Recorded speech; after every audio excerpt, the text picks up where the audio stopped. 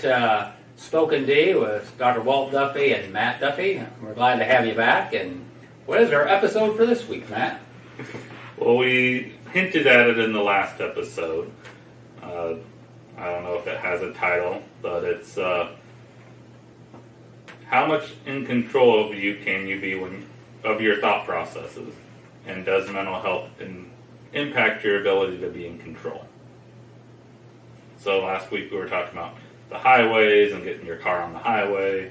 You have a surprise for us this week about the electric car on the highway that you wanted to talk about, if you remember. But it's always about, can you get your car onto the right highway? You know, if you want to be thinking positively or have a certain mindset, you have to be able to get onto the right on-ramp and onto the right network. But sometimes is there construction or roadblocks, and what can cause those roadblocks to prevent you getting there? Excuse me. I think, now you sort of changed it up a little bit, because can mental health sort of hijack your system, right? So I think I was going to think about explaining a whole highway infrastructure, which would probably lose people anyway and be boring. So, but the reason I brought up electric cars is that has the ability to be sort of artificial intelligence, just automatic, right? Yep. You set up the car, you tell where you want to go, and it just goes from point A to B. And it's supposed to have the intelligence of when to brake, when not to brake. I mean, that is the desire long term for a lot of people. But then I started thinking, as you just said that let's just start with, you have one lane from point A to B, and you have one response. Because when we're in a lot of situations, I mean, at least I know I do this. I will be put in a certain situation or something happens, and I tend to respond in a similar manner most of the time. Even if I might want to respond in a different manner at that time, my brain just sort of goes on autopilot and takes off.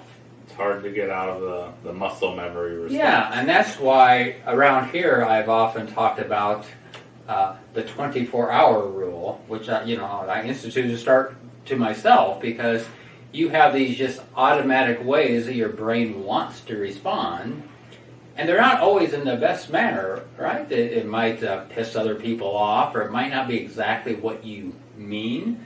And when you're trying to speak to somebody else, you have to try to maybe speak their language a little bit, put it into their words. And also 24 hours gives you time to, there might be other options. There might be other data. Maybe the person didn't really mean it that way when they were talking to me. Things like email, things can just hit your brain a certain way, and they miss a lot of the emotion involved with it. So that is the first thing, is what is the infrastructure you have sort of built, and then if you're dealing with something like a mental health, ADHD, depression at the time, do those things hijack that system, versus do your responses lead to you feeling a certain way? Is that sort of where you're getting at? Yeah, it's, now don't we get into mental health and feelings, and our feelings are really mental health, right? Maybe that's the next episode. Mm-hmm. We'll find the episodes as we go.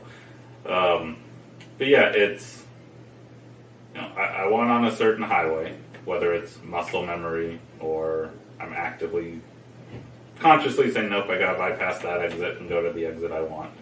But then you get to that exit and there's construction or detour or whatever it is, and what causes those?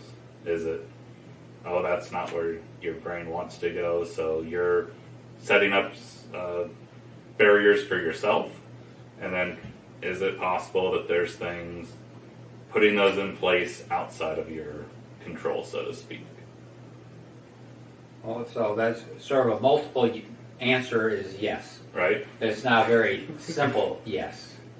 It's never simple, especially when we don't know, right? So let's take it to maybe a different phrasing. So mental health as an illness.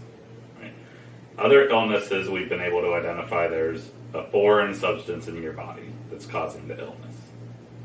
Right? If you have the flu, there's strains of the flu. I'm going to get all the words wrong, but bacteria or viruses or something, and they're trying to do something on their own.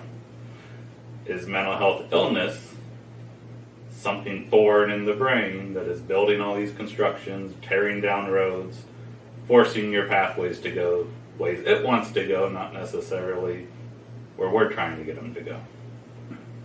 Yeah, so a lot of the research now is more around, we've talked about this a little bit, neural networks. Mm-hmm. It used to be about just neurochemical transmitters like serotonin, norepinephrine, dopamine, but those are pretty ubiquitous. I mean, you just think about serotonin. There's more serotonin produced in your gut than in your brain, Mm-hmm. and more receptors. So, you're also when you talk about a lot of the medicines we have in mental health, psychiatry, a lot of them are pretty dirty medicines. They don't just hit the area you would like to hit.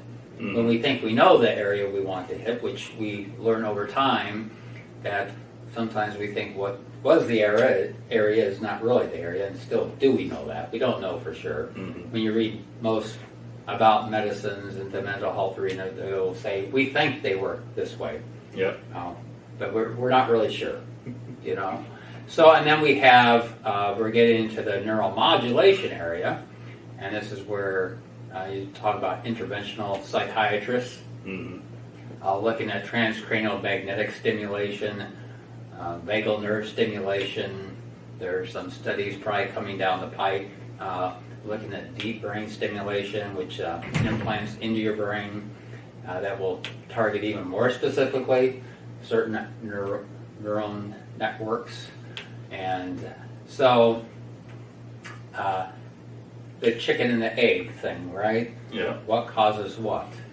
So most likely, as has been talked about in mental health for a long time, has been, there's not a very simple answer. You have each person's unique socioeconomic background, their social interactions, where they've grown up, those interactions that have shaped them. You have their genetic makeup. We talk about the pharmacogenetic testing that's out there now, and that's getting even more, we've done that for a number of years in our practice, and that's getting more and more specific as more information comes out. Again, you talked about cancer. Oncology is far ahead of us in that realm. But it's usually a combination of factors that are involved versus an acute, oh my gosh, I contracted the flu. Now I have those symptoms right away. But what we do know is that once you have something, for like example ADHD, that tends to set up how you respond. Your brain wants to respond to things, Mm-hmm. and how long you can pay attention. Now there's things that you can do to improve that, both from therapy techniques, coping skills, and there's medicines that can help along the way. And some people grow out of those disorders. Mm-hmm. Major depression's episodic disorder. But what I often see, since I deal with a lot of treatment-resistant cases, are, the more episodes you have, the more likely you are to have an episode. It's often taught after about 3 episodes, you have a 70 to 90% chance of having a future one.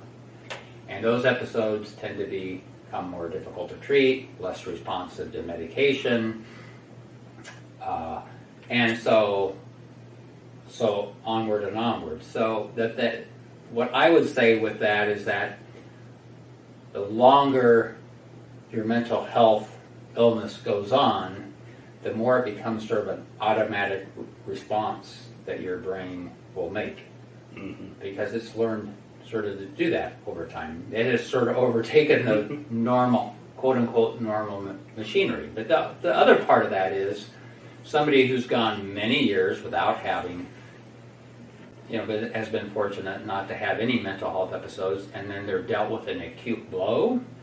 and all of a sudden they have that, they have not developed any of the skills to deal with that. So it can also quickly overtake their brain. So, for example, somebody who's never had sleep problems, Mm-hmm. and all of a sudden they can't sleep. And this goes on for like a week, 2 weeks. All of a sudden they develop what we call anticipatory anxiety, that, well, now I'm not going to be able to sleep. Am I going to be able to sleep tonight? So now they have anxiety during the day. And you'll tell them, well, we're at home, just think positively that you'll sleep. That person's going, I've been thinking positively. I can't do that. My brain just will not let me think positively about it anymore. Yeah. So what I'm thinking of now, because earlier you brought up the automation, right? Can we get to automation? Mm-hmm. And where we're at, well, I mean, some cars now are going to automation, but where we've been is GPS, right? And it's, in the early days, it was how accurate is the GPS.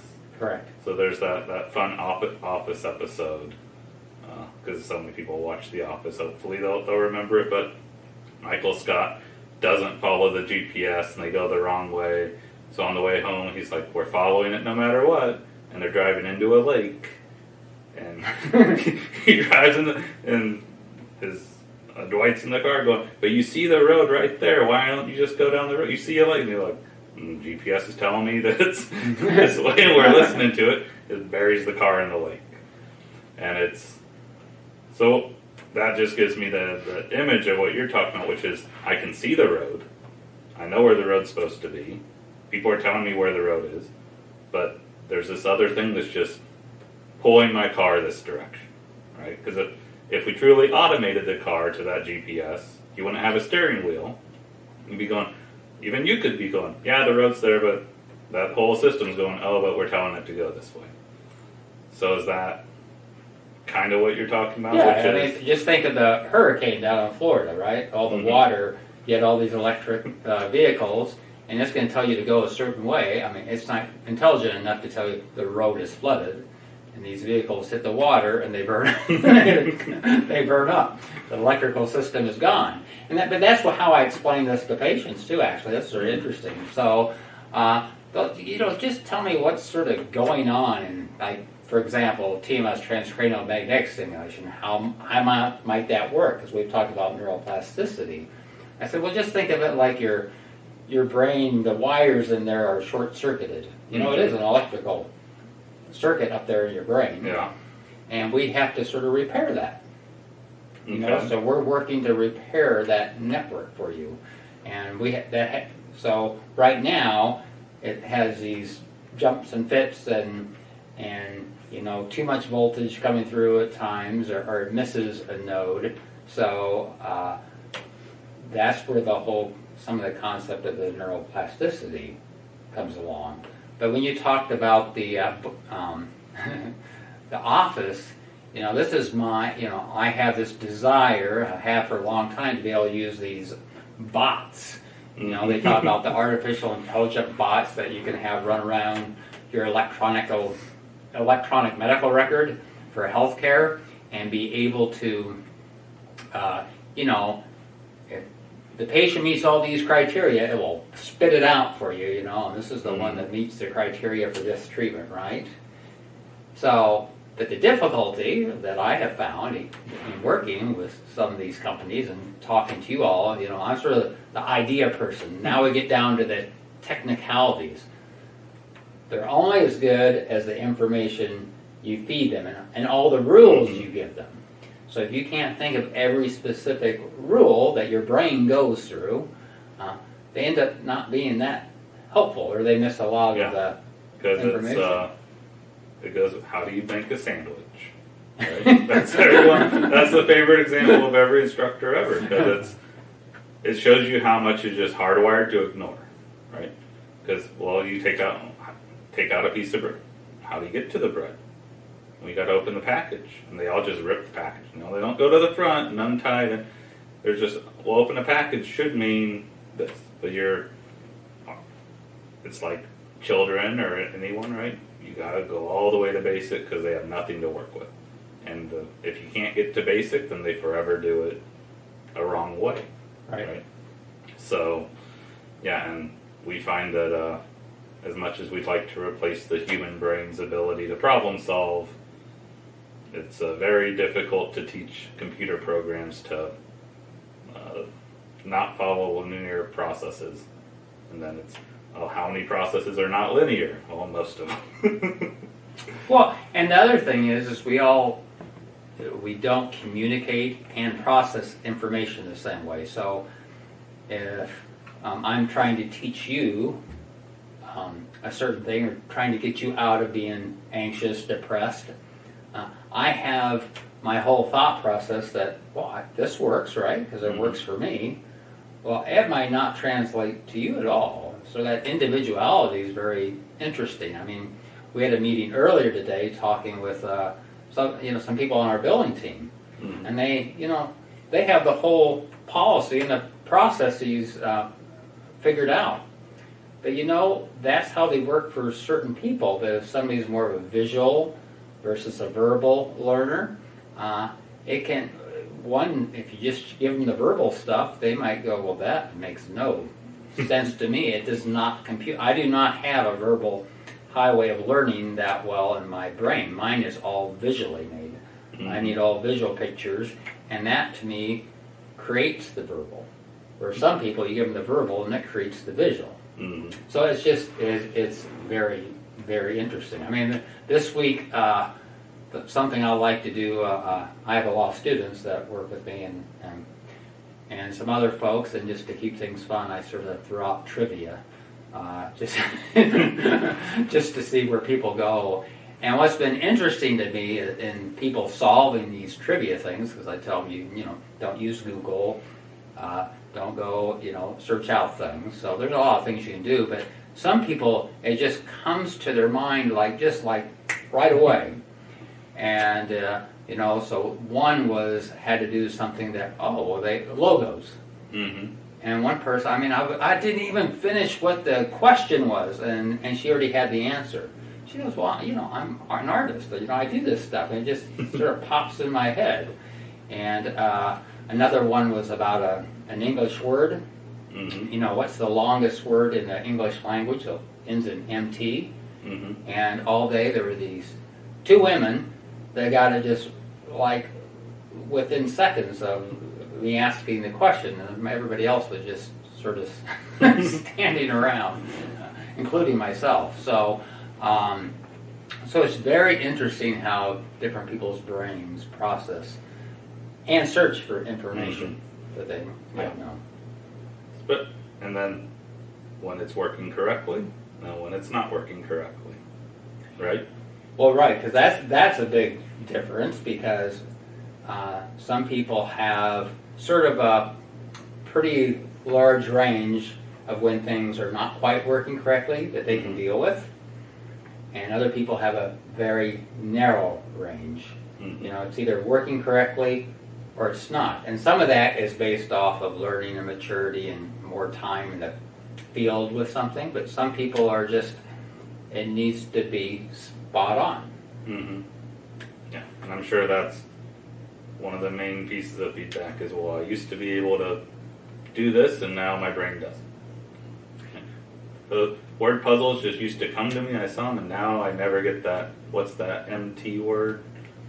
Right. So what frustrates a lot of people, let's take COVID, because that's a big example. They talk about long COVID syndrome. So, and even if you don't have that, there's quite a few people, whether just for a while after having COVID or for a long time, it just, my brain, I just can't think like I used to. You might give them neuropsych testing and it doesn't show any specific deficits, but they will tell, I'm telling you, my brain does not operate like it did. And that just gets to how much do we really know? Where can we get to?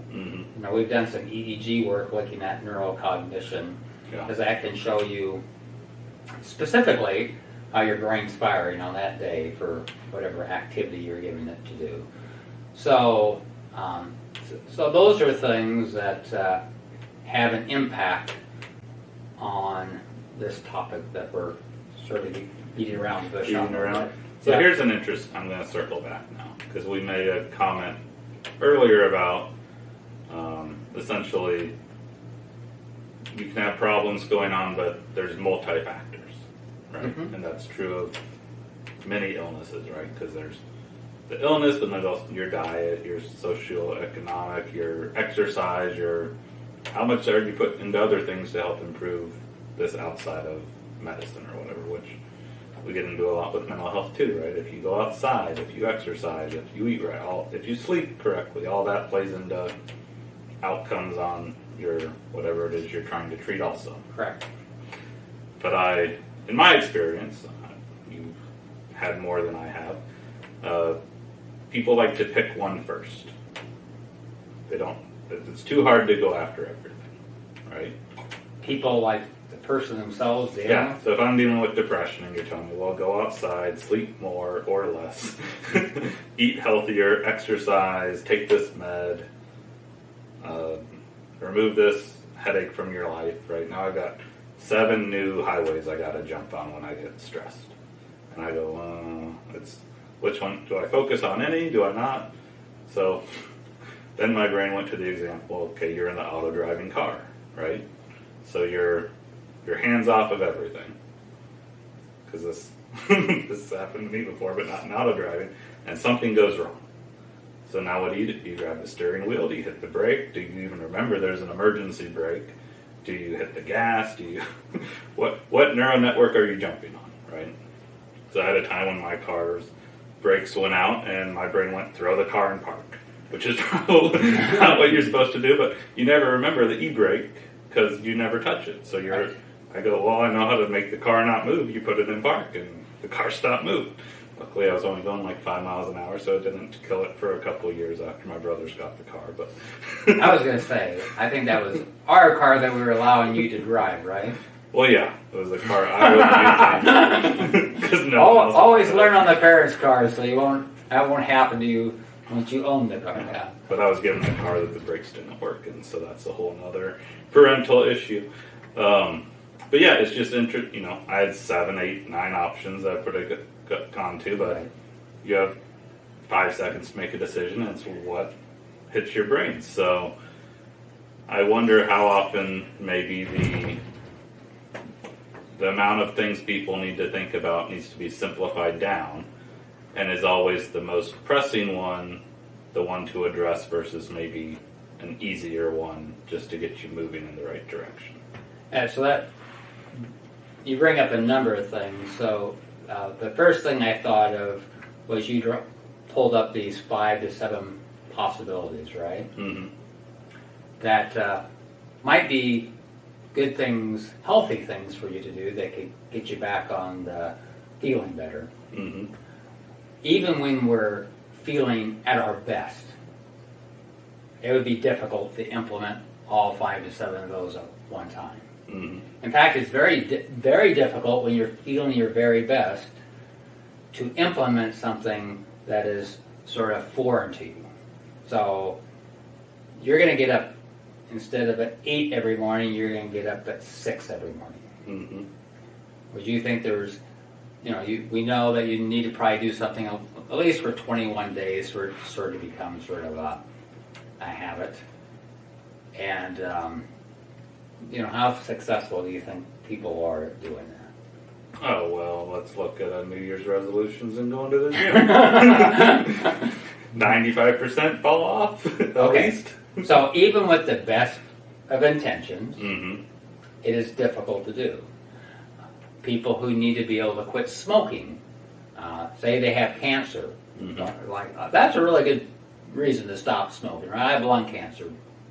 I know that's pretty well connected there if I'm smoking too. So, and I have a number of patients who I've worked with who have this. I mean, they're trying, Mm-hmm. and all of them are cutting down. There's not very many who can quit cold turkey, Mm-hmm. even with the news that this stuff is spreading. Yeah. And they want to. They'll come in and I want to quit. So, and then you hammer on top of that an episode of depression, high anxiety. So now you're losing access to that willpower, that motivation to be able to stick with it, right? Mm-hmm. So you're just trying to make you're just trying to make it through the day. You know, you're just trying to make it through the day. So, and now you're coming into the professional's office and they're saying implement this. Yeah. It doesn't. Yeah, you have to be able to. You know, what might be something easy. You know, often when I see a new patient, if I start talking about all the possibilities, say they're in acute crisis, and I'm trying to talk about all the possibilities, they become, you just see them sort of become glassy-eyed. I mean, you just more confuse them.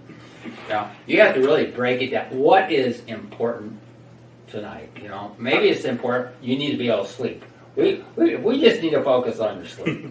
That's the only thing we're going to focus on. You know, their goal is to get and come back and have some success doing something. Yeah, it's how do you make the sandwich, right? I'm going to keep going back to that because an interesting point you brought up that is talked about a lot when you're quitting, but not when you're starting, is cold turkey is very hard. But we think that starting something cold turkey is very easy. Even if we just talk going to the gym. Because I have an example that I heard someone say for going to the gym. Well, just going from never going to going every day for half an hour. Well, that's cold turkey starting. And we know cold turkey quitting doesn't work. We know people drop off going at a high rate. Can you really start cold turkey with that mindset? And so part of me wonders if we're too far down in how to make the sandwich, right? Versus saying every day I'm going to drive to the gym. Because how many barriers can you come up with for why you want to drive versus why you're not going to do a full workout? Because I heard one person, I think he's a fitness influencer at this point. I don't know how I stumbled on his video, but he made the comment, I go to the gym to have bad workouts. Because the mindset isn't, if I put in the mindset that I'm only going to go when I have a good workout, then I have all these times to say, here's why I'm not going to go, because I don't feel like today I'm going to put in a good workout. But his thing is, I just want to get to the gym. So even if I have a bad workout's better than no workout. So I'm building that habit of I'm going to the gym, I'm getting there. And more often than not, when I think I'm going to have a bad workout, it's really not that bad, because once I'm there, now I'm more willing to put in the work versus this thought process is trying to even prevent me from going. Yeah, so this is actually, you know, kids could teach us a lot. So when we deal with young children who have anxiety about going to school, whether that's separation anxiety from their parents or for some reason they have a lot of anxiety, sometimes the goal is not to, okay, Susie, we got to get you to school, you got to stay in class, you know, that's what success is. No, success is, hey, Mom and Dad, if we can just drive her to the parking lot, just repeatedly drive her to the parking lot, then we can get out of the car, walk towards the school. One of the teachers can come out and greet her, the same person, so you work on a process to get there. So when you work on obsessive compulsive disorder treatment, extinguishing things, so you have success at taking each obsession or compulsion. You often have a patient build a pyramid of what are the easiest things in their mind, maybe that they think might to get over versus the thing that would cause them the most stress. You don't start with the thing that causes them most stress. You start with something at the very bottom of the pyramid, and you also have to be open that what you're starting with they might have thought been the easiest one, but once they start working on it, it's by far not the easiest one. So you have to be able to reshuffle the pyramid, and start back over. So part of what we're talking about is how can you rephrase something so it can be a success? Yeah, because I think we're probably getting close to time because this topic can go on. Maybe we'll revisit it at some point. But what I'm hearing is you have a highway. Maybe you've had access to it before, maybe you haven't. Whatever that on-ramp to get on now is, you can't access. It's construction, it's destroyed, whatever it is. But maybe the thought process isn't how do I make that on ramp work? Can you get another on ramp built to get onto the highway? So sometimes it's not about focusing of how have I always done it, or this is the way other people do it, or this is the way I think it needs to be done, versus trying to bulldoze your way through something that's not working. Can you just build a path that works easier? Yeah, and the other thing that I think is really important is talking about the other, if another person's involved, like a spouse, a parent, why isn't my partner, my child, my coworker responding to this help I'm trying to give them, right? I'm giving them the help. Well, you know, you're talking from your own highway and your own on and off ramps. Mm-hmm. That person that you're trying to help might not have the same highway, and they definitely probably do not have the same on and off ramps. They're all different. Mm-hmm. So it's not just always just do it, Mm-hmm. right? It's just do it when you have it all put together, or you're trying something out. But when you have the mental health, the illness attached to it at the time, you know, I think Nike's finding this out with some of their athletes, right? Mm-hmm. Just do it. Well, no, sometimes I've tried and it just doesn't work. Mm-hmm. I gotta get off, you know, and go figure it out again. I might either need a break or I need some retraining, but the current highway I'm on is not working for me. Mm-hmm. And, you know, I think we're seeing a little bit more acceptance out there that, oh, okay, that's okay. You know, Yeah. I can't perform at 100% all the time. That's probably normal. You know, so, that gets into, that's another topic for another day, but because this is often something I often hear in treatment. Well, I'm not normal. No. What is normal? Let's define normal. Yeah, at some point, try to define that. But that's an interesting thing, is how people sort of reference that. But another topic for a different day. So thank you for joining us on Spoken D. We hope you have a great day. Thank you.